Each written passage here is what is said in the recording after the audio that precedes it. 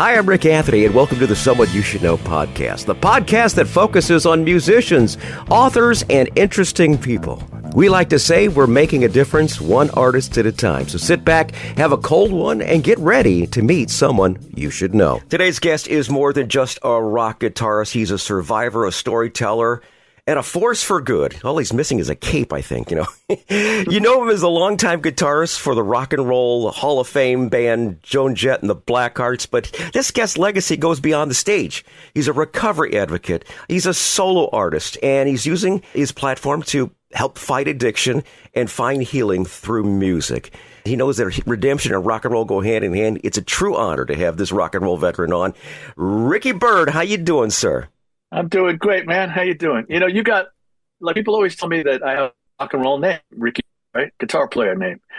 You have the absolute radio name. Oh, thanks, man. I really appreciate that. I really do appreciate that. Hey, this is Rick Anthony. Yeah, we've got I've had James and the Shondells. Yeah, I've had this name since I started broadcasting school for the Air Force. I went to the same school as Adrian Cronauer, if you remember Good Morning Vietnam. So yeah, of course. I got lucky there. Let's talk about your early days. Okay, what first drew you to the guitar as far as your first exposure to music that made you think, I think I might want to become a musician? Okay, I grew up in the Bronx. My parents were divorced. We lived with my grandparents. They always had the Sinatra or, Dino or somebody playing on the turntable. And so I always listened to music. And there was this thing back in the day, for the younger people out there listening, the Ed Sullivan Show, which, by the way, I just started a new book on Ed Sullivan. Oh, really? Awesome. Yeah. But Ed Sullivan had every Sunday night, family would gather around the TV and watch the Ed Sullivan Show on Sunday night. Yeah, exactly. Obviously, there was no streaming channel stations and Ed was he was a newspaper man. And he started this show. He had no personality. Absolutely none. Yeah, very deadpan. Yeah, very much which so. Made him great for impressionists. Right?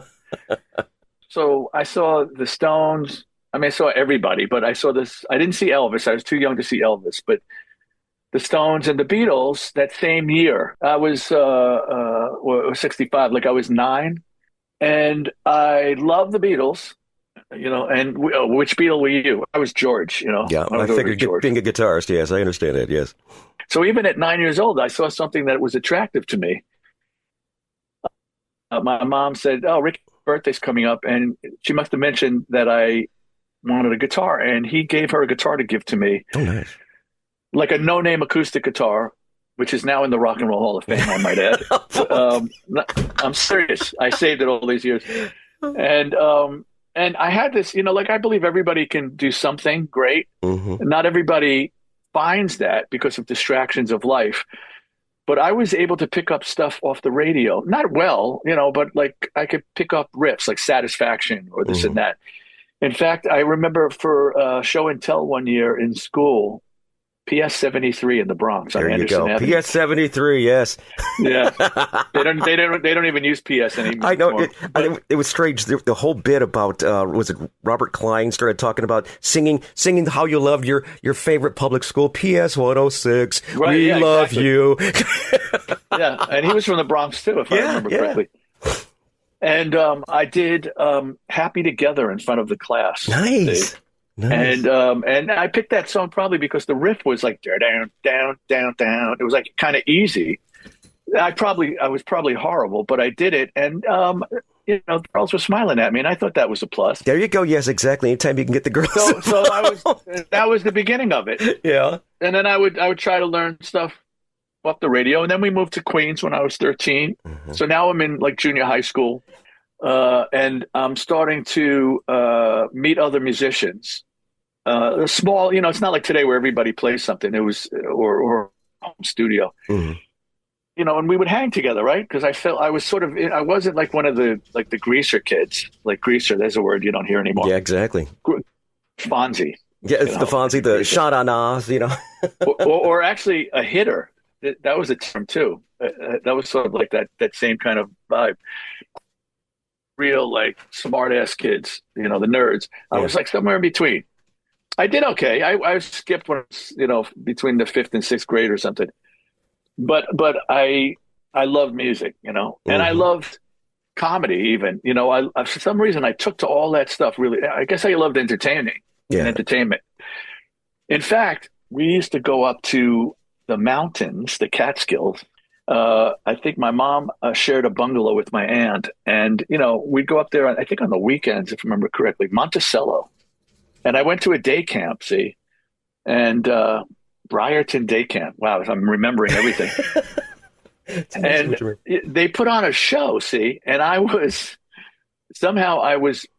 Rich Miller. See, Mitch Miller was an orchestra leader in the Mm-hmm. 50s and 60s. Right. So I was Mitch Miller, Rich Miller, sorry. And they put a little fake mustache on me. I love And I it. was I was leading this band of kids, and my mom came to the show and she went, "What? I don't understand. Like, where, what?" And I guess that's when she knew that I liked standing in front of an audience. So Oh, love it. so I'm in Queens, and I started, now I'm like 14, 15. By then I'm already like in bands, like garage bands, as they Right. say. And we're playing the songs of the moment. We were playing like church dances and this and that. Mm-hmm. And we would play like Midnight Hour, Yeah. I don't know, Moni Moni, Mm-hmm. whatever was the songs that everybody played back then. And then it got into like the thing where you were playing like Zeppelin, and as you got better, you could try playing that stuff. Then I started to meet some friends of mine in the neighborhood, a different neighborhood, but we became friends. We met at a park actually, where there was a concert in Queens, and these cats had already been to England, and they turned me on. Now remember, it's still AM radio Right. we're talking about. It's not FM yet. So AM radio, I'm listening to the hits. So what would you hear on AM radio? I miss AM radio, Oh gosh, but yeah. Little Steven's Underground Garage, and we'll get to that because I'm on Little Steven's Oh, cool. label. Okay. I find that is the closest to AM radio as far as he plays everything like in 1 hour, like all kinds of stuff. You never know what's coming. And AM radio was Tommy James, the Beatles, Frank Sinatra, Trini Lopez, the guy who did the Green Beret song. It was everything, right? It was the top 40. So as a musician, or starting out as hopefully a musician, it gave me a wide range of stuff to pick from, like what I liked, what I didn't like. And I still love listening to Sinatra records and this and that, but these guys turned me on to British music, like stuff that wasn't on top 40 radio. All right. And now FM comes in, where they would play album sides, Exactly. and the other thing was there was magazines and papers. We would travel from Queens into the city. So now I'm hanging out also in Manhattan. And I'm sick, like 16, 14, 15, 16 with Phony Proof, and I'm hanging out at these like rock clubs that are legendary. Max's Kansas City, the Mercer Arts Center. If you read about New York rock and roll with the Dolls and Yeah. where Kiss start, Was Kiss. CBGB's around at that time too? Yeah, it started to be around, but I wasn't really a CBGB's guy. I Okay. was more of a Max's guy, and the difference was I wasn't really a punk. I was more Hmm. of like a glammy, sort of Rod Stewart in the Faces, Rolling Stones guy. Okay. Got it. So because that was what I loved, see, and they turned me on to like Humble Pie and I don't know, Roxy Music and Slade, that all that kind of stuff. And so now that in turn was the kind of songs my garage band started covering. And the first concert that I would call large scale concert, not large, but we played a high school, 16 years old, Flushing High School, which is where I went. Lived right next door to the school. Sidebar, I was late every day, by the way. I live right next door to the school. In fact, every morning I would walk into homeroom, and Mr. Solomon, the homeroom teacher, would look at me and go, "Mr. Byrd, so glad you decided to join us this morning." That's a whole other conversation. But we played my band, and I think we were called Rough Stuff, if I remember correctly. Okay. We played Flushing High School, and we opened up with a Humble Pie song. We did Savoy Brown, we did Slade, we did stuff like that. So that was where I got my starts. That's Love it. really and it went on from there. And then eventually, when you're playing in the city, if you want to play some of the other clubs, you have to start writing originals. Mm-hmm. So we started writing originals, and on and on and on, and went on to the next step. Awesome. Very good. Now, one of the next steps happened to be joining Joan Jett and the Blackhearts. That was what, in 80, 81? Yeah, there's free stuff that happened. So let's see. I joined a band called. So first of all, we had a paper in New York City called The Village Voice. Yeah, familiar with it, yes.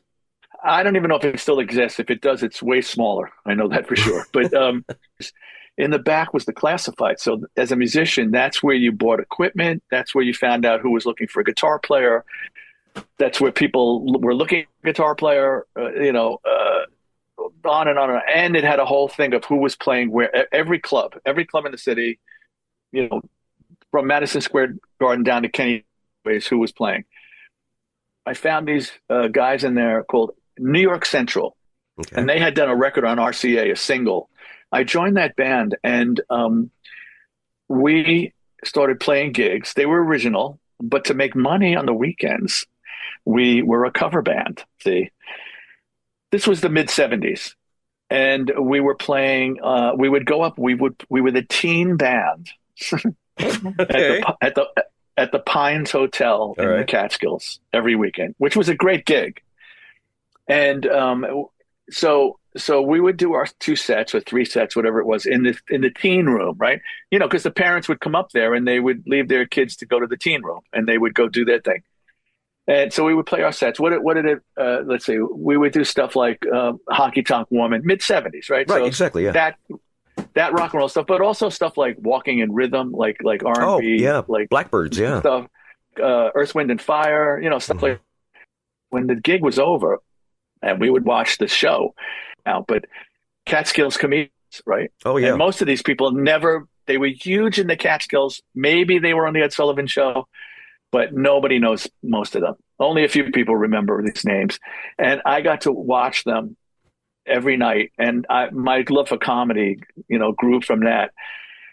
And then just like Broadway Danny Rose, the Woody Allen movie, all the musicians, all the entertainment would end up in the coffee shop in the hotel at 2 a.m. telling stories. Yeah. Just like in Broadway Rose.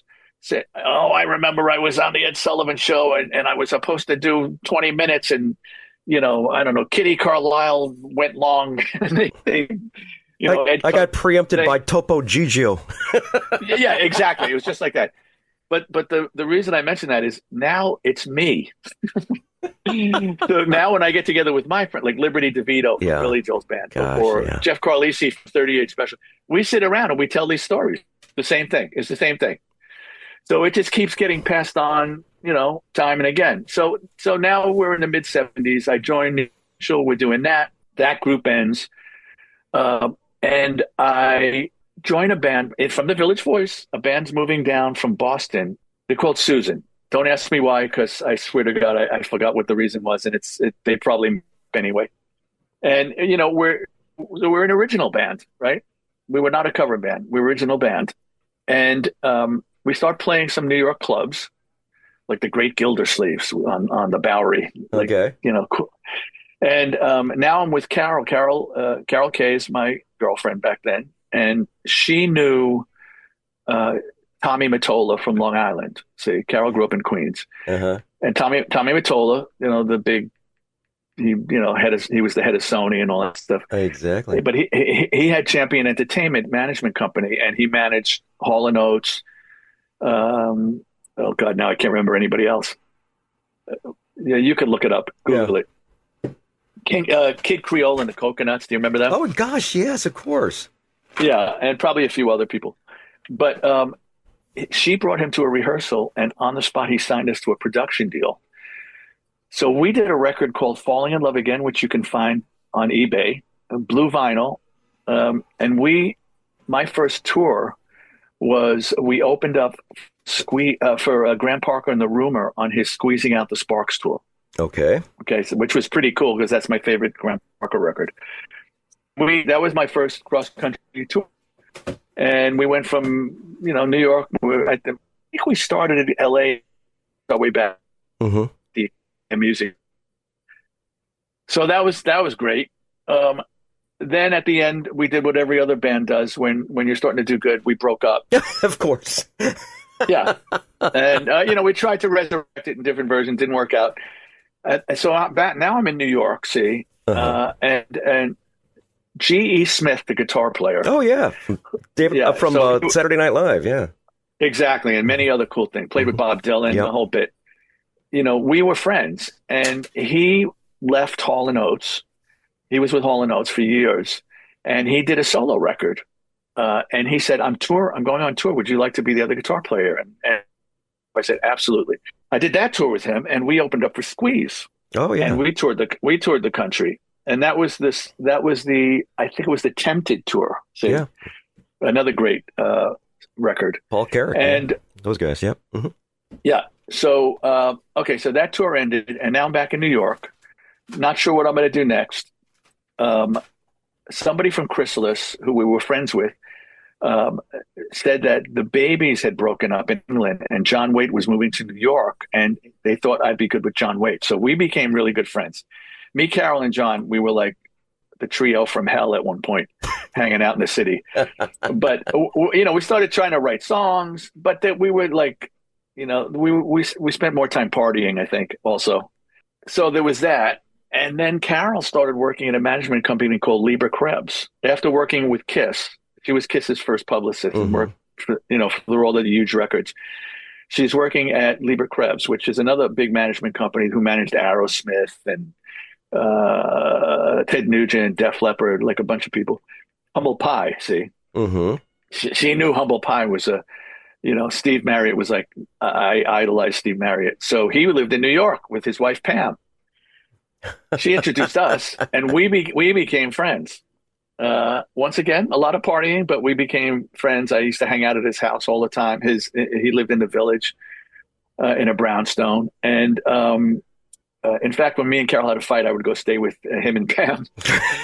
and there was a point where he wanted me to join Humble Pie. Like at the end, it was this was like the end of Humble Pie, with different members. And so there's that, see, and he was taking me under his wing, and that was, could you imagine? I grew up on Humble Pie. Like I was like, what? Do you know who Joan Jett is? And I said, yeah, she's great. I saw her she said, you want to go jam with her? And I said, okay, I know nothing, right? And I went down and jammed with her. Found out her guitar player Campbell, who's a wonderful guitar player and producer, and I joined the band, right? And we did and so I was with Joan from 81 to 91, almost into 92. And did a bunch of records and a bunch of tours around the world. Obviously, I Love Rock and Roll was a #1 record, and we had hits with Crimson and Clover, or Little Liar, Hate Myself for Loving You. So that was the moment. That was the moment. Absolutely. That was just amazing. I love the story, man. I love the way you brought us through that time frame. Any particular moments touring with Joan, let's say through 92, that really stood out as far as one of your highlights? Obviously, your moment of being part of the Rock and Roll Hall of Fame ceremony, that had to be something pretty special, right? That wasn't too shabby. Yeah. Free drinks. Well, I was way sober by then. Okay, well, that's true. Very good. But let's talk about some of your favorite moments with Joan. A favorite or ridiculous? Well, we'll go to both. How about give me a little bit of both? Well, we okay. Here's one of those. We toured with everybody, right? When I Love Rock and Roll came out, we toured with Deep Purple. We toured with the Police. We toured with Top. We did a lot of package tours with REO Speedwagon, Loverboy, that kind of thing. Right, yes. Like these big summer shows in stadiums and stuff. And one thing we did in Europe, we toured with the Scorpions. Oh, gosh. And they were lovely guys. But it was a hardcore crowd. And I remember I could close my eyes and picture playing an indoor, like a Madison Square Garden somewhere in Germany. 3 bands. It was the Scorpions headlining us, and then a local band. Somebody had stolen cymbals from the local band, and the I think the promoter blamed it on us for some reason, and obviously it wasn't us. and it got around into the crowd. So when we went on stage, we got like booed incredibly loud. People started throwing stuff. I got hit in the eye with like a 9-volt battery right above the eye. Oh, Jesus. And me and Joan were like hiding behind the stage, waiting for whatever was going to happen next. And we were looking at each other going, I ain't going back out there. But somebody from the Scorpions came out and made an announcement that it wasn't us. And I think we finished the show, if I'm not mistaken. But that was pretty crazy. There was we played, I think it was Panama. Let's call it Panama. Okay. And they brought us up to the Panama Canal, and we were able to, I mean, obviously it was faked, but we were able to to open the Panama Canal kind of. Okay. Very nice. Photo op, right? But I remember we did a radio station, and I'm saying it could have been the Dominican Republic, but I think it was the Panama. I remember we did a radio station, and people were going crazy, man. It was like the freaking Beatles, like they were surrounding the car and stuff. And somehow I got separated. I got locked out of the car. Like they had to like almost carry us to the cars waiting outside after the radio station. I got locked out of the car, and I looked around, and it was just me and a crowd. And they started to surround me. Now they weren't going to hurt me, but it was kind of scary. And I remember our road manager, Elliot, sort of like came out of nowhere and grabbed me and picked me up and threw me into a car. There was that. Love these stories. We played Shea Stadium in New York. So we had played with the police all across the country, and Sting and the guys were taking really long sound checks. And I remember me and Joan used to sit in the front row with our arms crossed at these places, right? When they were doing sound checks, like, come on, let's move on it. So we're coming back to New York. We're playing our town. We're playing Shea Stadium, Flushing, Queens, right? Which is where I moved to after the Bronx. And of course, I would have rather have played Yankee Stadium, but I'll be grateful about Shea Stadium. Okay. But so we said, okay, we can't let this happen. So what we did is Joan and management called the Baldwin police to have them as security. My wife's sister was dating Chuck Zito from the Hells Angels. Oh, jeez. And so we all connected, we introduced them to Joan and this and that. And we got Joan and her manager got Chuck to get, like, I don't remember how many, but there were a lot of Hells Angels backstage in their colors. And then on my end, I called my Italian side of my family, my uncle Dominic, who was a detective for many years. When he retired, he became he opened a security company. So I said, listen, can you come to the show with a couple of guys in black suits and look like, look menacing? Uh-huh. And now they were menacing looking anyway. So it was my uncle Dominic, who would look kind of like De Niro in his hair, kind of, that kind of fellas, that kind of De Niro, and my cousin Frankie, his son, and guy was Tony Lip on The Sopranos. He played the head of the New York office, the New York family. Okay, his name was Tony Lip because he liked to talk, right? Absolutely. The Green Book was written about him. He was the guy that took the piano player around the country. How about these stories? Yeah, these are pretty wild. Yeah. So we had the three of them come too. So we had the Hells Angels, we had the Baldwin Police, and we had like the pseudo mob with us. And like, it was unbelievable. Like, if I walked from one trailer to another, I had these three guys, and they came heavy, believe me. You know what that means, right? Oh, yeah, absolutely. Absolutely. Okay. So it was all like a show. We were just trying to say, this is our town, so let's have a good show. And the police were very polite that day. Awesome. Very good. The band I'm talking about. Yeah. So there's like a million stories. And then, I got sober in 1987, and I was just a madman, drugs and alcohol. So my lung collapsed on stage at the end of the set. And I remember my chest, right? Mm-hmm. And I remember them, and I pointed to the side of the stage, and I said, I'm not doing well. The show ended. Are you okay? I think I pulled something. Could you do the next song, the encore? I said, I'll lean up against the amp. And we did Crimson and Clover. Mm-hmm. When we finished, we were playing a college, I remember, and they took me to the nurse, and the nurse said, you probably pulled a muscle. And she gave me muscle relaxers. Oh, nice. They took me back to the hotel. I went to lay down and I jumped up in pain, and same road manager Elliot that took me, saved me in Panama, took me to the hospital, and they said if I went to sleep that night, that would have been it. Oh, so geez. I had a collapsed lung, and 10 minutes away from meeting my maker, whoever that might be, and yeah, so there was a lot of really terrific stuff, Awesome. Very good. Well, I'll tell you what, we'll use these for your Tales from the Road because these are just absolutely phenomenal. Gosh, you're just a wealth of information there.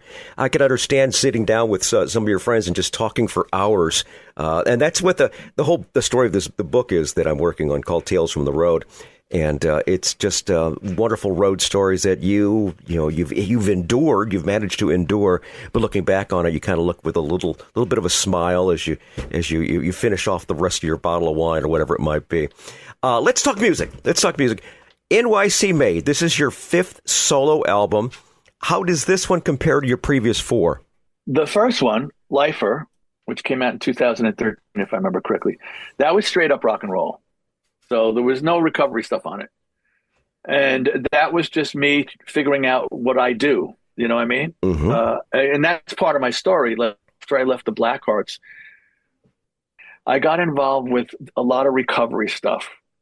As far as doing like live shows, I started doing live sort of benefits for treatment facilities around the country, and putting together these cool all-star bands like Chad Smith from the Chili Peppers and Elliot Easton from the Cars, and doing them for benefits for treatment facilities.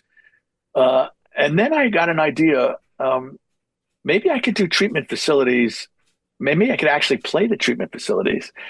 So I needed material, and I had one song called "Broken Is a Place" that I wrote with my friend Richie Supa, who's a very famous songwriter. Wrote "Amazing" with Steven Tyler and a million other great songs. I met some people that owned treatment facilities. I said, what if I come in with my acoustic guitar and I play for the clients? I started doing that, dude. And I just fell in love with the whole process. Like, they're sitting right in front of you. I'm writing these heartfelt songs, not all sad, just I throw it all on the table. I'm not preaching. Here's the truth. You make your decision. And I started doing that.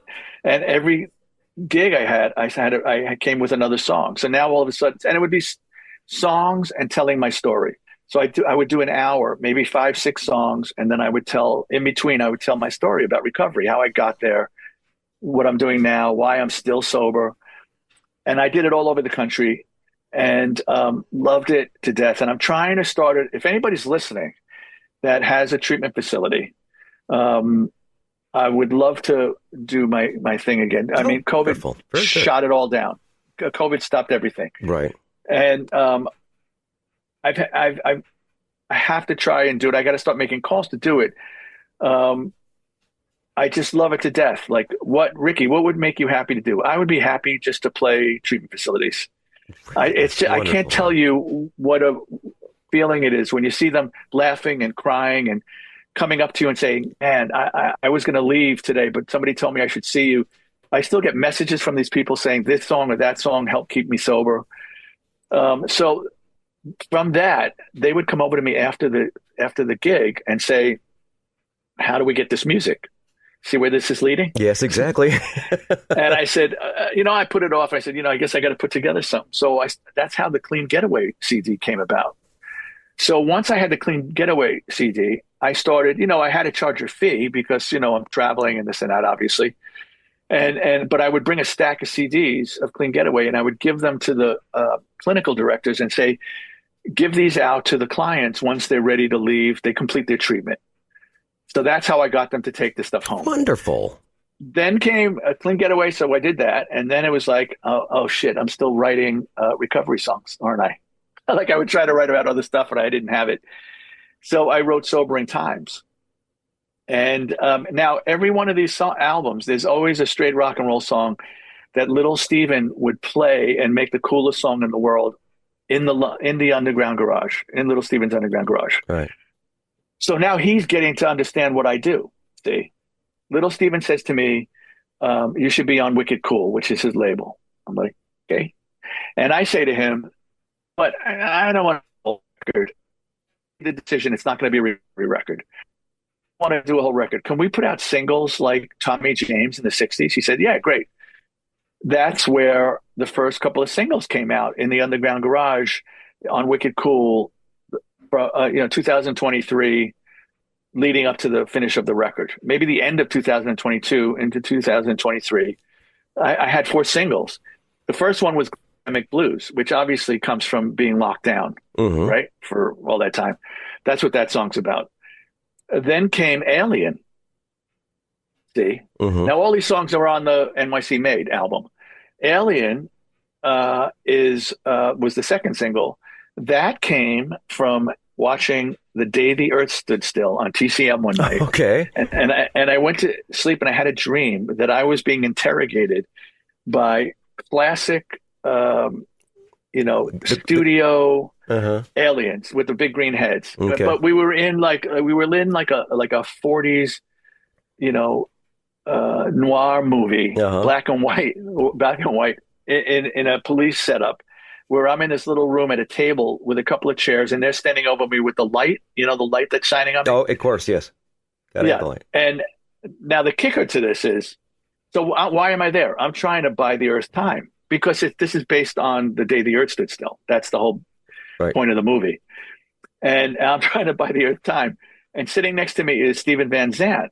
The only thing I can't remember is was he Steven Van Zandt, or was he Sopranos Steven Van Zandt? Oh, okay, gotcha. And was he Silvio or was he Steven?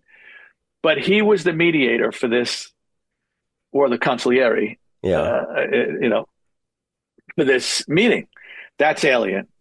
That's glam. See, that's a glam record. That's a glam song. So the beauty of being me, and at this point in my career, is my record is rock and roll all over the place, even a little bit of soul.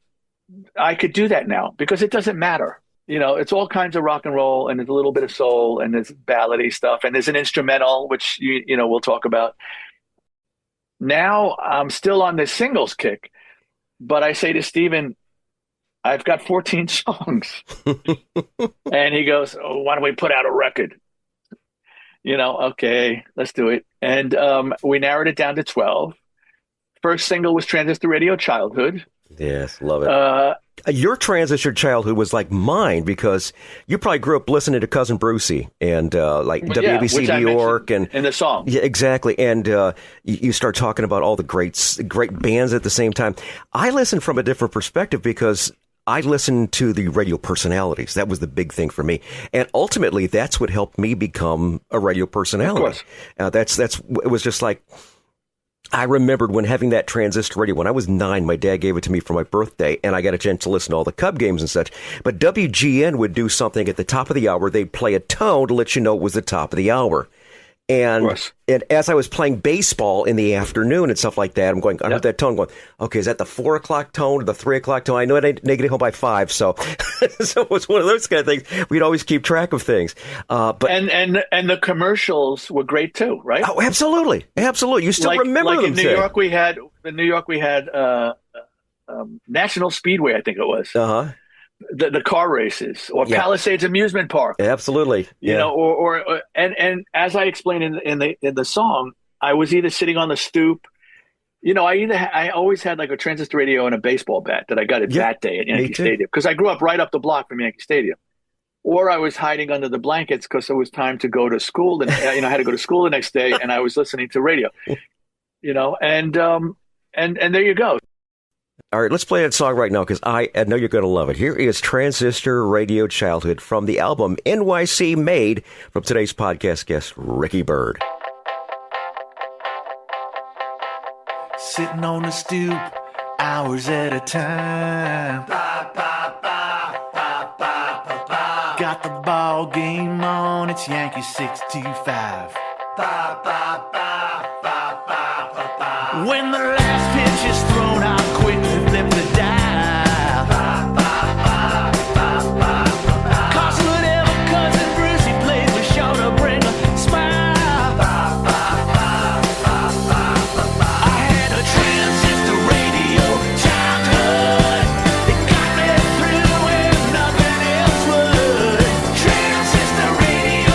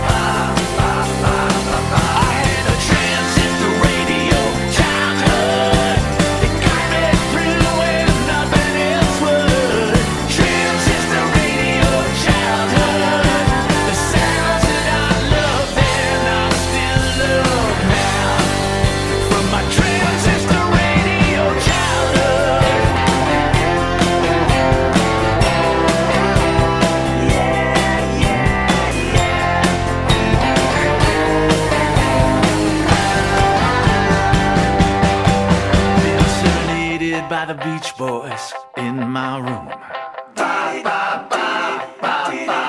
And Penny Lane was like a second home I was quick to run to. I've sat on the dock of the bay, Otis whistling in my ear.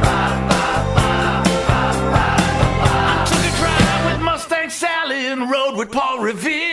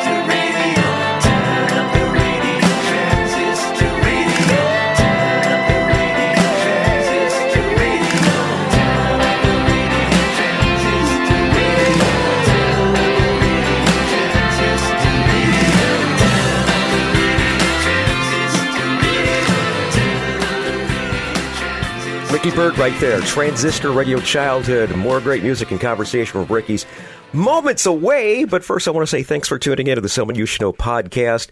And I want to remind you, hey, listen, you could find us on Apple Podcasts and Spotify and Amazon Music and Podcast Addict, so many more. There's 17 different platforms. Thanks to our good friends at Buzzsprout. And Buzzsprout, besides sending us to all these different platforms, they give us the stats. 2,920 cities in 109 countries and territories around the world. Want to salute a couple. High fives to Culver, Indiana, Punta Gorda, Florida, Niles, Michigan, and Liverpool in the United Kingdom. The Someone You Should Know podcast, wherever quality streaming audio is available. We continue our interview with Ricky Byrd. Brand new album is called NYC Made. Tell us a little bit more about it, Ricky. So the record is out on Wicked Cool. Uh-huh. You could obviously stream it.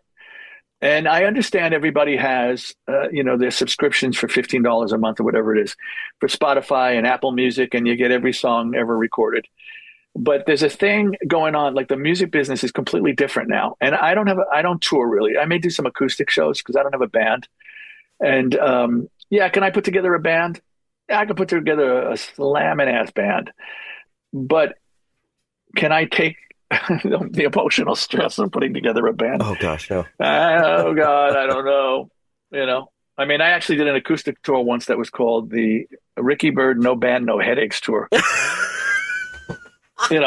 But we'll see. I'll never say no to everything. I love the name of that, man. That is so funny. So funny. Yeah, I said to Steven, if you ever do a Wicked Cool, like a Stax, remember when they used to do those tours where it was like a house band and then you'd have this one do two songs, yep, and this one. Mm-hmm. Sign me up, brother. But to put together a band to do Storm's record, and I said they're going to do a Wicked Cool night somewhere in the city, somewhere in the summer, and they said, and they just did the Wicked Cool cruise, and I said, man, I would have loved to do that, but I would rather. The challenge is for me to learn the record on acoustic and go out and Pete Townsend that. Okay, I don't know if I can curse that if I can curse, but go out and Pete Townsend it. Yeah, I got you. And do it on acoustic and just me because I'm real good at acoustic. Now, strip it down. This album is available at. Let's talk about your socials first, because I know if by chance you wind up doing a tour of some sort, people were going to want to know what's going on as far as that goes. Let's hit your socials, especially your website, where people can buy. Actually, here, folks, buy a copy of this, and you'll sign them, right? You got some swag. Well, that's what I was getting at. Yeah, let's go. I understand people have subscriptions. Let's be clear. Musicians, 90% of the musicians make no money from Spotify. I guess it's good to be on Spotify. They put you on lists and stuff like that. But you need millions and millions of streams to really do any damage. And I'm not touring, so I'm not like at a table signing records after a gig.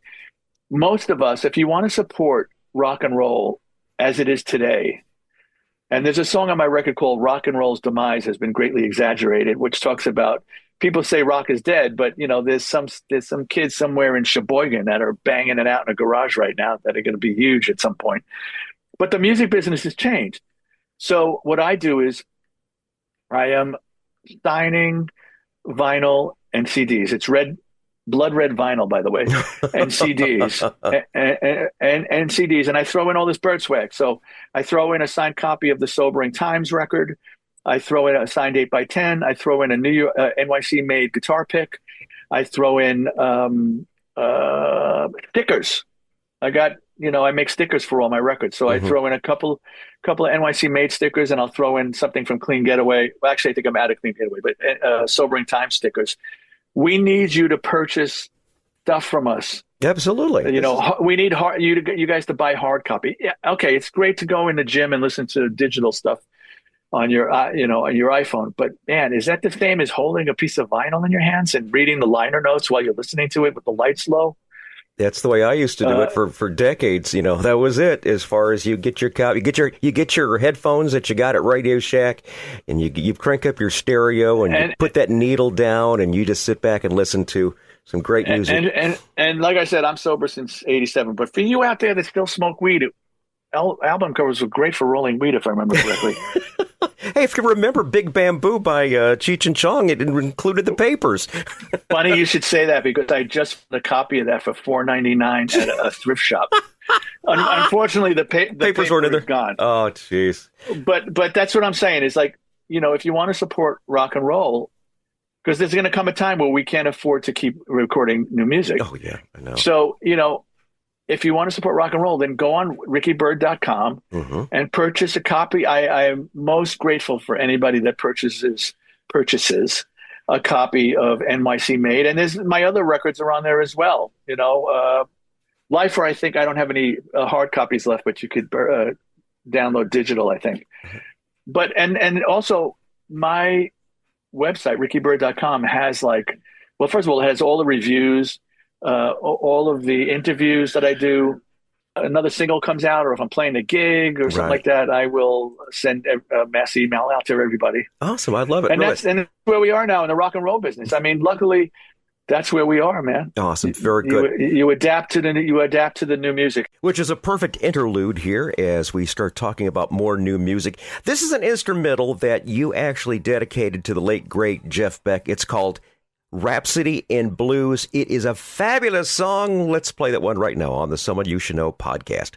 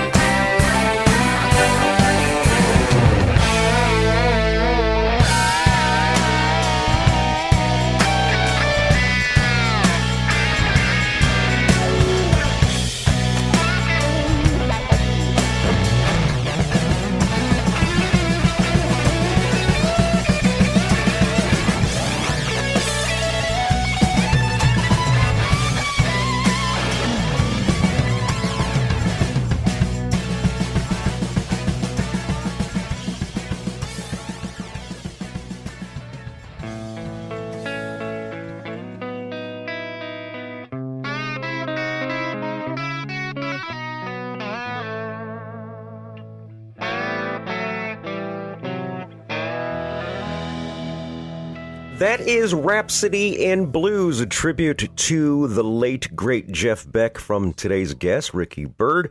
Ricky, one more time before we go, let's talk a little bit more about your involvement with treatment facilities. What do people need to do if they are interested in having you perform at one of their treatment facilities? Once again, if there's any treatment facilities out there, there's a lot of stuff on my website that talks about what I do with treatment.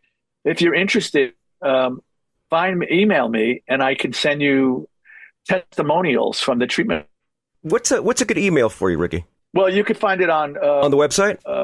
Yeah, it's on the website. Okay, very good. What we'll do is we'll link that down in the show notes to make sure anyone who wants to get in contact with you that actually has a treatment facility that would love to have you play, by all means, we'll go ahead and get that in there for you too. And of course, we'll give you links to the website so everyone can buy, B-U-Y, a copy of his brand new album called NYC Made. And by the way, people should take a look. The record, the vinyl cover is spectacular. I had this really great photographer, which is actually Willie Niles' wife, Christina Aragoni, from Italy. She came here and she took the photos. And the last story I'll tell is Stephen said to me, Van Zandt, and you'll have to show the picture of the album cover for people to understand this. He said to me, I don't want you on with a guitar on there. So it's in the Village. It's on McDougal Street, right across from the Cafe Wah where Jimi Hendrix played. And it's me sitting on a stoop, because I'm a New York guy, right? Mm-hmm. And that's the front. The back is me with a guitar. Oh, and he said to me, "Don't smile," because I'm a smiley guy. Yeah. All my photos, I'm smiling. And then on the inside, there's a great photo of me. We were sort of. I had just finished talking to Steven, and we were looking for another place to shoot, right? And we're walking on McDougal Street, and between the Cafe Wah and and across the street, there's like an alley. Mm-hmm. So I said, let me do a Silvio shot, the Sopranos. And I took kidding around, right? And I took it and I went, dude, this shot goes in the album on the inside. And it's me doing Silvio. I'll be darned. Love it. Love it. Ricky, man, it's been a real treat to have you on the podcast today. You're fun to talk to, man. I love your stories. They're just great, and it's wonderful. I want to thank you so much for sharing them with us. Stories, man. I got a plenty. I can imagine. Next time I'm in the city, we'll hook up and we'll do dinner. Yes, absolutely. People say to me, Ricky, you got to write a book. It's like, dude, aren't there enough guitar players with books out? Exactly. I'm not going to write all the debauchery in that. Yeah, exactly. So it's going to be just fun stories. Hey, do me a favor. Next time you see Steve, and tell him how much my wife said she loved him in Lilyhammer. We love Lilyhammer TV series. My wife just absolutely loves it. She says, "Oh my gosh, of course she knew him from The Sopranos and other things that he's done, but Lilyhammer was really something special." So please tell Stephen. Hey, funny how that Stallone TV show is similar to Lilyhammer. Yeah, ain't it? Exactly. Very much so. Very much so. Even my wife commented about that. Okay, I'm gonna let you go, brother. God bless you, man. Thank you so very much, and we wish you nothing but success. Remember, folks, buy his album. Buy his album. Buy 50 copies today, okay? All right. And if you're out there and you're listening and you're struggling with some of addiction, just remember something from Ricky B from NYC. We can and do recover. Just keep that in mind. It was an absolute treat to have you on the podcast. Going to wrap things up with Glamdemic Blues. One Saturday night.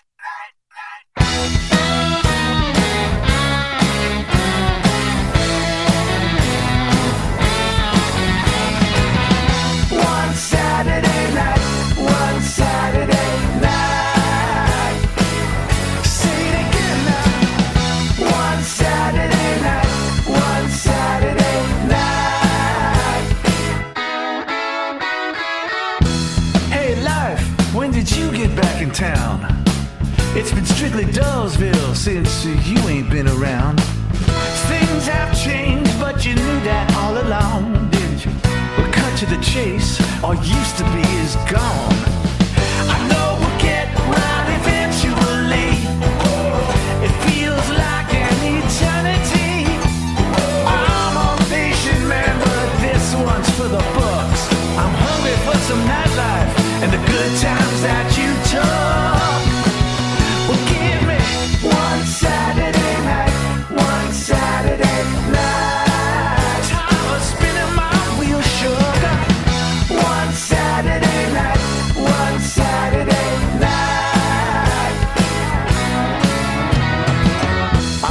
stir crazy, feel the walls closing in. It's 3 years and counting since I took you for a spin.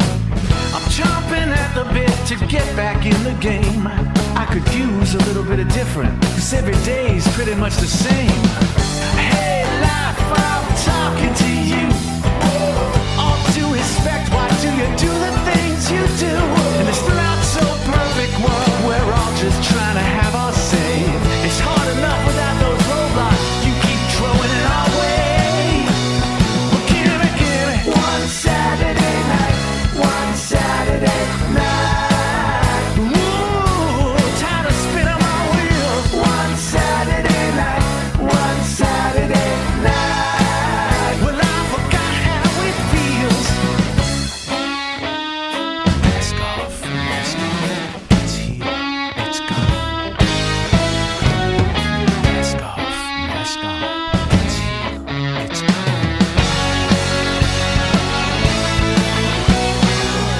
One Saturday night, just one Saturday night.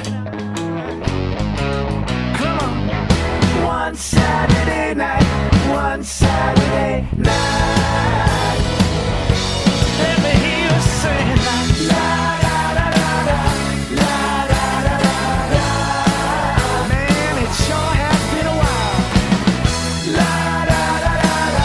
Come on, baby, take my hand. Let's get out of here. Here we go.